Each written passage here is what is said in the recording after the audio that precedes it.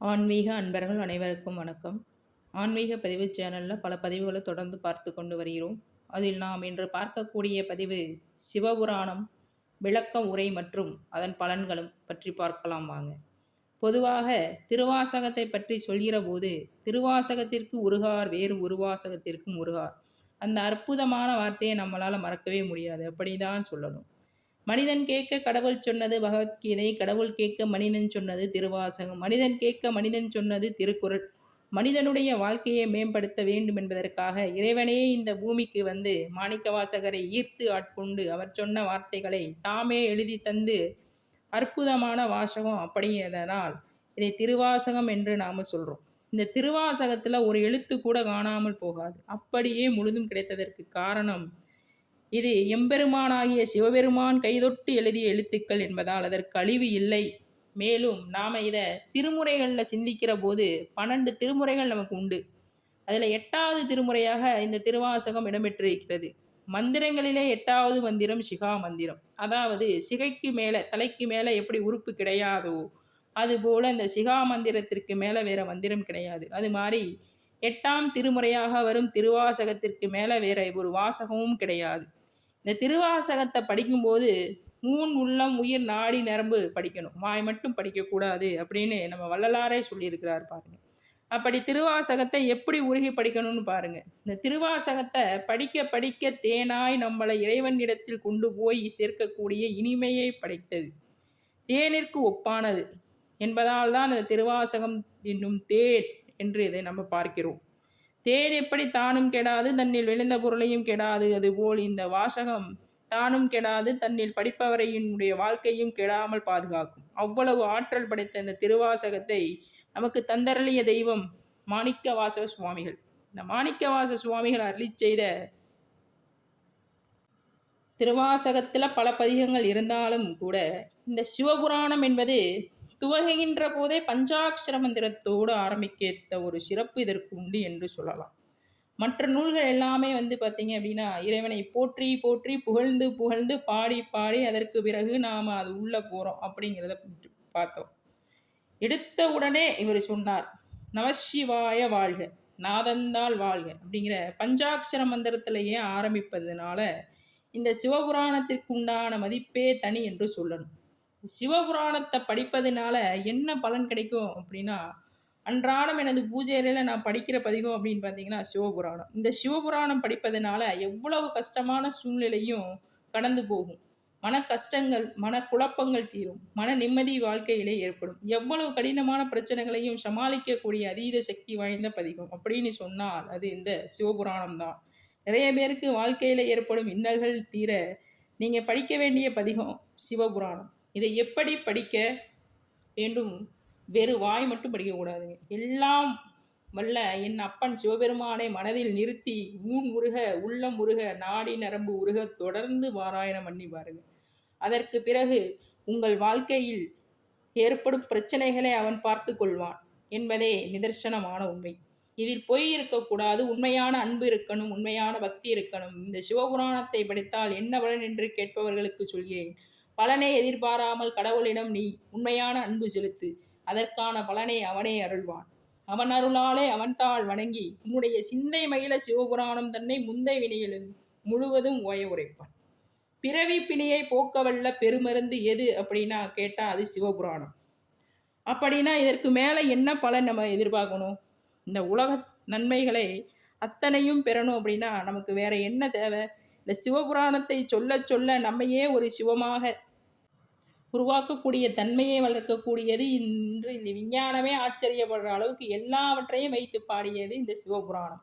இந்த சிவபுராணம் ஒரு 95 வரிகள் நமக்கு இருக்குது. இந்த 95 வரிகளும் பொருள் சொன்னால் சில பேருக்கு அதை கேட்கணுங்கிற ஆசை இருக்கும், பல பேருக்கு 4 வரிக்கு விளக்கம் சொல்கிறதுக்கே கேட்க நேரமில்ல, சுருக்கமாக இருந்தால் பரவாயில்ல என்று நினைப்பவர்களும் உண்டு. அந்த ஒரு சிலர் கேட்கணும்னு ஆசைப்படுறவங்களுக்காக விளக்கம் பார்க்கலாம் வாங்க. சிவபுராணத்துடைய விளக்கத்தை பார்க்கலாம் வாங்க. திருச்சிற்றம்பலம். நமசிவாய வாழ்க நாதந்தாள் வாழ்க. அதாவது நமசிவாய வாழ்க ஏன் அப்படின்னு ஆரம்பித்தார் அப்படின்னா, சிவாய நம அப்படிங்கிற நாமம் சிந்திப்பதற்கான நாமம், நமசிவாய அப்படிங்கிற நாமம் வாய் விட்டு சொல்வதற்குரிய நாமம். அதான் பஞ்சாட்சர மந்திரத்தில் ஆரம்பிக்கிறார் பாருங்க. நமசிவாய வாழ்க, நாதந்தாள் வாழ்க. நமச்சிவாய என்னும் நாமம் வாய்விட்டு சொல்பவர்களுக்கு அது சத்தமாக சொல்வதற்குரிய நாமா அப்படின்னு மாணிக்கவாசகர் முதல்ல எழுதிட்டார். நமச்சிவாய வாழ்க. அது எங்கே இருக்குது? அவருடைய திருவடியில் அவருக்கு கிடைச்சிது. ஞானமே அங்கே தான் அவருக்கு கொடுத்தாராம் சுவாமி திருவடியிலே. அதனால்தான் சொன்னாராம் நாதந்தாள் வாழ்க அப்படிங்கிறாரு. என்னையை காப்பாற்றி கொள்ள முடியாத போது இது எல்லாத்தையும் சேர்த்து மொத்தமாக காட்டி கொண்டே இருக்கிறாராம். எப்படி? தூங்குற போதும், சாப்பிட்ற போதும், நிற்கும் போது, நடக்கும் போதும், பயணம் பண்ணும் போதும், எல்லா நேரத்திலையும் ஒருத்தன் நிழல் போல என்னை பின்தொடர்ந்து வந்து கொண்டிருக்கிறான். இமை பொழுதும் என் நெஞ்சில் நீங்காதாண்டால் வாழ்க. இமைக்கிற பொழுது கூட அவர் என்னை மறந்ததில்லை. கடவுளை நீ எப்போ நினைக்கணும்னு சொல்லலை. ஏன் மறக்கவே கூடாது, நீ மறந்தால் தானே நினைக்கிறதுக்குங்கிறாரு. அதனால் தான் சொல்கிறாரு, இவை பொழுதும் நினச்சிக்கிட்டே இரு, இவை பொழுதும் என் நெஞ்சில் நீங்காதான் தாழ் வாழ்க. கோகளில் ஆண்ட குருமனிதன் தாழ் வாழ்க. சிவபெருமான் தான் யோகிகளின் முதல் தலைவன் என்பதை சொல்கிறார் மாணிக்கவாசகர். சொல்கிறார், யாரெல்லாம் மானிட பிறவி எடுத்திருக்கிறார்களோ அவர்கள் சரணடைய வேண்டிய தெய்வமே சிவம்தான். சிவத்தை தவிர வேற எந்த தெய்வமும் உங்களை கடை தேற்ற இயலாது. நீ அவரை பிடித்தால் தவிர பிறவி நோய் என்பது தீரவே தீராது என்று மாணிக்கவாசகர் திரும்ப திரும்ப பதிவு செய்து கொண்டிருக்கிறார். கோகளில் ஆண்ட குருமனிதன் தாழ்வாழ்க. ஆகமம் ஆகி நின்று அன்னிப்பான் தாழ்வாழ்க. ஆகமங்கள் எத்தனையோ, அத்தனையும் எங்கிருந்து பிறந்தது என்றால் அத்தனையும் சிவபெருமானிடமிருந்து தான் பிறந்ததாம். ஆகமம் ஆகி நின்று அன்னிப்பான் தாழ்வாழ்க. அவன் ஏகன் அநேகன் இறைவனாய் திகழ்ந்து நம்மை காக்கும் கடவுள் வாழ்க வாழ்க என வாழ்த்தி கொண்டே வந்தவர் வெற்றியை பதிவு செய்வதற்கு என்பதற்காக அடுத்து எல்லாமே வெல்க வெல்க வெல்க என்று எழுதுகிறார். புகழில் ஆண்ட குருமனிதன் தாழ்வாழ்க. ஆகமம் ஆகி நின்று அன்னிப்பான் தாழ்வாழ்க. ஏகன் அநேகன் இறைவனடி வாழ்க. வேகம் கெடுத்தாண்ட வேந்தனடி வெல்க. பிறப்பருக்கும் பிஞ்சகன் தன் பெய்கழல்கள் வெல்க. புறத்தாருக்கு சேயோன் தன் பூங்கழல்கள் வெல்க. கரம் குவிவார் உள்மகிழும் கோன்கழல்கள் வெல்க. சிரம் குவிவார் ஊங்குவிக்கும் சீரோன் கழல் வெல்க. இவ்வளவு நேரம் வெல்க வெல்க அப்படின்னு பாடினார். இப்போ என்ன பண்ணுறாரு பாருங்க. போற்றுவதை தவிர எனக்கு வேற எதுவும் தெரியாதுன்னு ஈசனடி போற்றி, எந்த அடி போற்றி, தேசனடி போற்றி, சிவன் சேவடி போற்றி, நேயத்து நின்ற நிமலனடி போற்றி, மாய பிறப்பருக்கும் மன்னனடி போற்றி, சீரார் பெருந்துரை நம் தேவனடி போற்றி, ஆறாத இன்பமருள் மலை போற்றி. சிவன் அவன் என் சிந்தையுள் நின்றதனால் இங்கே தான் ரொம்ப அழகாக சொல்லியிருக்கிறார். அதாவது எழுதியிருக்கிறார், அவன் அருளாலே அவன் தாழ் வணங்கி. எனக்கு என்ன தகுதி இருக்கு? அந்த திருவடி பக்கத்தில் வரக்கூட தகுதி இல்லையே. அவன் அருளால் அவன் தாழ் வணங்கி அவர் சிந்தை மகிழ இந்த சிவபுராணத்தை உங்களுக்கு உரைக்கின்றேன். இதை படித்தா உங்கள் சிந்தை மகிழும், முந்தை வினை ஓயும். அப்படின்னா இதை படியுங்க. முந்தை வினை முழுதும் ஓய உரைப்பன் யான். கண்ணுதலான் தன் கருணை கண் காட்ட வந்தெய்தி எண்ணுதற்கு எட்டா எழிலார்களல் இறைஞ்சி விண்ணிறைந்தும் மண்ணிறைந்தும் மிக்கா விலங்கொழியா எண்ணில் எல்லையில்லா நின் பெரும் சீர். நான் யாரு? பொல்லா வினையேன் புகழுமாறு ஒன்றையேன். எனக்கு என்ன தகுதி இருக்கு?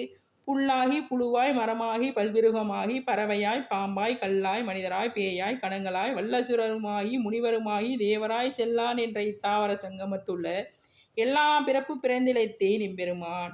அவர் சொல்றாரு பாருங்க, இனிமேல் எனக்கு எடுக்கிறதுக்கு ஒரு ஜென்மா இல்லை சுவாமி, இவ்வளவு பிறவி எடுத்து இழைத்து கஷ்டப்படுறேன். அதாவது சில பேர் சொல்லுவாங்க, சில பேரை பார்த்து சில பேர் கேட்பாங்க, எப்படி இருக்கீங்க அப்படின்னு கேட்டால், முடியலப்பா, ரொம்ப இழைத்து விட்டேன், நான் என்னால் தாங்கவே முடியல அப்படிங்கிறாங்க பாருங்கள். அது மாதிரி மாணிக்கவாசகர் பல இடத்துல அவர் அந்த மாதிரி எழுதுகிறார். என்னால் தாழவே முடியல சுவாமி, நான் இழைச்சி போயிட்டே, எத்தனை ஜென்மா எடுக்கிறது, பேயா நாயா நரியா ஒவ்வொரு பிறவியாக எடுத்து பார்த்தேன், எதிலுமே எனக்கு உனது திருவடியை பிடிக்கிற வாய்ப்பு கிடைக்கல, இப்போ தான் கிடைச்சிது. அதிலும் அவர் ரொம்ப உருகி சொல்கிறார் பாருங்க. இழைத்தேன் எம்பெருமான் மெய்யே உன் பொன்வடிகள் கண்டின்று, இனிமேல் எனக்கு ஜென்மா கிடையாது, வீடுற்றேன் உய்ய என் உள்ளத்துள் ஓங்காரமாய் நீ நின்றதனால். நீ யாரு? மெய்யா விமலா விடைப்பாகா வேதங்கள் ஐயா என ஓங்கி ஆழ்ந்தகன்ற நுண்ணியனே. வெய்யாய் தனியாய் யமானமாம் விமலா பொய்யாகிய எல்லாம் போயகல வந்தருளி மெய்ஞானமாகி மிளிர்கின்ற மெய்ச்சுடரே எஞ்ஞானம் இல்லாதான் இன்பப் பெருமான் அஞ்ஞானம் தன்னை அகழ்விக்கும் நல்லறிவே ஆக்கம் அளவு இறுதியில்லாய் அனைத்து உலகும் வாக்குவாய் காப்பாய் அளிப்பாய் அருள் தருவாய் போக்குவாய் என்னை புகுவிப்பாய் நின்றொழும்பின் நாற்றத்தின் நேரியாய் சேயாய் நனியானே மாற்றம் மனம் கழிய நின்ற மறையோனே கறந்தபால் கண்ணலோடு தேன் கலந்தார் போல சிறந்தடியார் சிந்தனையுள் தேனூறி நின்று இவ்வளவு நாள் உன்னை ஏன் கும்பிடணும், ஒன்றே ஒன்று செய்யணும், பிறந்த பிறப்பை அறுக்கணும். எங்கள் பெருமான் மாணிக்க வாசகர் கேட்குறாரு சிவபெருமான் கிட்ட, நீ ஒன்று பண்ணு, வேணவே வேணாம், இந்த பிறப்பை அறுத்து விட்டுரு, இந்த நூலை மட்டும் நீ இப்படி பிடித்து அறுத்துட்டினா நான் உங்ககிட்டயே வந்துடுவேன், உங்கூடவே வந்துடுவேன். அதான் சொல்கிறாரு, பிறந்த பிறப்பருக்கும் எங்கள் பெருமான் நிறங்களைந்துடையாய் இன்னோர்கள் ஏத்த மறைந்திருந்தாய் எம்பெருமான் தன்னை மறைந்திட மூடிய மாய இருளை அறம்பாவம் என்னும் அருங்கயிற்றால் கட்டி புறம்தோல் போர்த்து எங்கும் புலலுக்கு மூடி மலம் சோறும் 9 வாயின் குடிலை மலங்கப் புலனைந்து வஞ்சனையை செய்ய விலங்கு மனத்தால் விமலா உனக்கு கலந்த அன்பாகி கசிந்து உள்வுருகி. அவர் சொல்றாரு, கலந்து அன்பு ஆகி கசிந்து உள்ளம் உருகி இவன் ரொம்ப நல்லவன் அப்படின்னு நினைச்சிடக்கூடாதுன்னு அடுத்த வரியிலே அவர் எழுதுறாரு. நலந்தால் இல்லாத சிறியேற்கு நல்கி. என்ன அழகான வரிகள் பாருங்க. எனக்கு எந்த நல்லதும் தெரியாது, ஒண்ணுமே தெரியாது, எனக்கு நலம்தான் இல்லாத சிறியேற்கு நல்கி நிலந்தன்மேல் வந்தருளி நீள்கடல்கள் காட்டி. அவருக்கு என்ன பண்றாராம், நீள்கடல்கள் காட்டி. இந்த சிவபுராணத்துல உயிரோட்டமான பகுதி அப்படின்னு பார்த்தீங்கன்னா இந்த இடம்தான். நீள்கடல்கள் காட்டி, இது எவ்வளோ பெரிய கடல் தெரியுமா? இதை தான் தேடி போனார் நாராயணன். அவருக்கே காட்டாத திருவடி, அவருக்கே காட்டாத அந்த திருவடியை எனக்கு காட்டினேயே, அந்த நீள் திருவடியை காட்டுற அளவுக்கு என்ன தகுதி இருக்கு எனக்கு அப்படின்னு சொல்லி மாணிக்க வாசகர் புலம்புறாராம். நாயிற்கடியாய் கிடந்த அடியேற்கு தாயின் சிறந்த தயாவான தத்துவனே. ஒரு நாயை விட கேவலமான என்னுடைய பிராணனை வீணாக்கி கொண்டிருக்கிற எனக்கு தாயின் சிறந்த தயாவானவனாய் நீ கருணையை காட்டுறியே. தாயை விட உயர்ந்த தெய்வம் இந்த உலகத்துல இல்லை அப்படின்னு நாம சொல்றோம். ஆனால் மாணிக்க வாசகர் உண்டு அப்படின்னு சொல்றாரு. தாயினும் சிறந்த தெய்வம் உண்டு, அது யாருன்னா பரமசிவன் அப்படின்னு சொல்றாரு. ஏன்னா தாயை விட சிறந்த தெய்வம் தாயானவள் என்னைக்காவது ஒரு நாள் சலித்து கொள்வாராம். ஆனால் எத்தனை பிறவி எடுத்தாலும் எம்பெருமான் சலித்து கொள்ளாமல் என்னை ஆட்கொண்டு இருக்கிறாரே, அதனாலே சொல்கிறேன், நாயிற்கடையாய் கிடந்த அடியேற்கு தாயின் சிறந்த தயாவான தத்துவனே. அவன் மாசற்ற ஜோதி, மலர்ந்த மலர் சுடர், தேசன் தேனார் அமுதன், சிவபுரத்தில் உறைபவன், என் உள்ளத்தில் நிறைந்தவன். நான் இந்த உலகத்துக்கு ஏன் வந்தேன், எதுக்கு வந்தேன் தெரியாது, தெரிய வைத்த வித்தகன் என்றாரு. அதனால்தான் சொல்றாரு, தேசனே தேனார் அமுதே சிவபுரனே பாசமாம் பற்றத்து பாரிக்கும் மாரியனே நேசல் அரும்புரிந்து நெஞ்சில் வஞ்சம் கெட பேராது நின்ற பெருங்கரனே பேராரே யாரா அமுதே அளவில்லா வெம்மானே ஓராதார் உள்ளத்துள் ஒளிக்கும் ஒளியானே நீராய் உருக்கி என் ஆறுயிராய் நின்றானே. இப்போ எதை பார்த்தாலும் சிவமாவே தெரியுதான். நீராய் உருக்கி என் ஆரூராய் நின்றானே. மாணிக்கவாசருக்கு நிறைய பாடல்கள் திருவாசகத்தில் ஒரு தாத்பரியமாக சொல்லியிருப்பார். முழு திருவாசகத்திலையுமே சிவபுராணத்தை எழுதியிருக்கிறார். நீங்கள் ஒரு எந்த காரியத்தை சாதிக்க வேண்டும்னு நினைக்கிறீங்களோ அதில் வெற்றியை பெற்றுத்தரும் வாசகம் அந்த திருவாசகம். நீங்கள் அந்த திருவாசகம் முழுக்க படிக்கலைன்னா கூட இந்த சிவபுராணத்தை மனப்பாடம் பண்ணுங்க. சிவபுராணத்தினுடைய இந்த 95 வரிகளை உள்ளம் உருகி படிக்க நீங்கள் கூப்பிட்ட குரலுக்கு சிவன் என்ன அப்படின்னு கேட்பார். அவ்வளவு உறுதியாக சொல்லக்கூடிய, வாழ்க்கையில் பிரச்சனைகளை தீர்க்கக்கூடிய மிக உயர்ந்த மந்திரம் அப்படின்னா இது சிவபுராணம். அனைவரும் இந்த சிவபுராணத்தை படித்து பயன்பெறுமாறு கேட்டுக்கொள்கிறேன். இந்த பதிவு உங்களுக்கு பிடித்திருக்கும் வகையில் உற்றார் உறவினர் நண்பர்கள் அனைவருக்கும் பகிர்ந்து கொண்டு ஆன்மீக பதிவு சேனலை சப்ஸ்கிரைப் பண்ணலைன்னா பண்ணிக்கிங்க. உங்களுக்கு அனைவருக்கும் நன்றியும் வணக்கத்தையும் தெரிவித்துக் கொள்கிறேன்.